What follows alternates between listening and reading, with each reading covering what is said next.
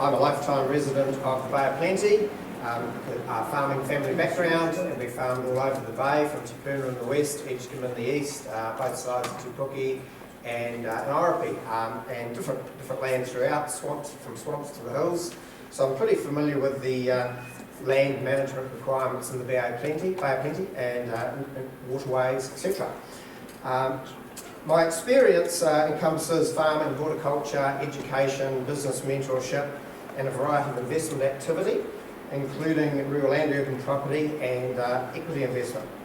Most of my working life I have been self-employed in primary production and wider investment activity.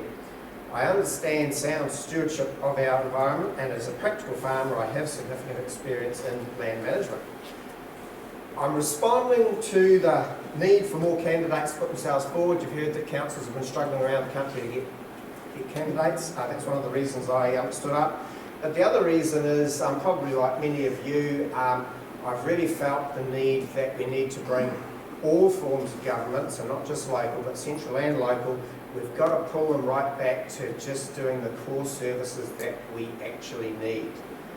And we need to not ask government of any form to be the solution to our problems of can you do this or can you do that? Because they'll always say yes, and when they do that, it always costs a whole lot more than you expected, and the outcome is always a whole lot worse than you expected.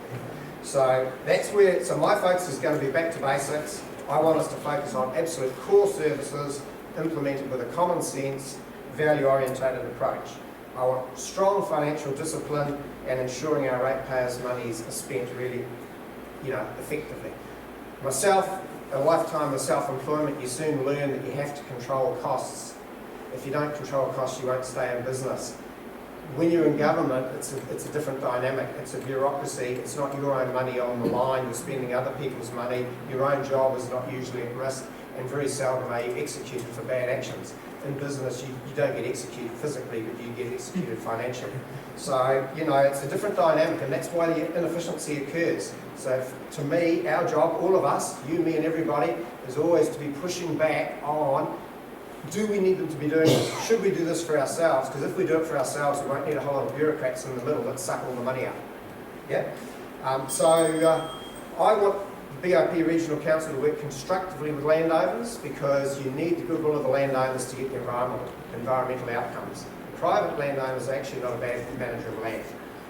So we need to work with them constructively. I think councils generally have strayed from their core purpose, and they've got into a whole lot of areas where they shouldn't have, and they haven't consulted their ratepayers enough about it, nor have they been transparent with them. So I want to be pushing back on that. We want a small government, good government with small government, as far as I'm concerned, or the other way around. Either way, that's what we want, less cost. BOPRC and Western Bay together, the total budget is $350 million. That's a lot of money from you people. And what do you get? Probably not enough.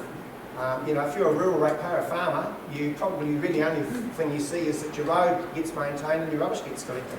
Everything else you've done yourself, so why on earth are you paying so much? Is that right? Yeah. That's right. Thanks for listening.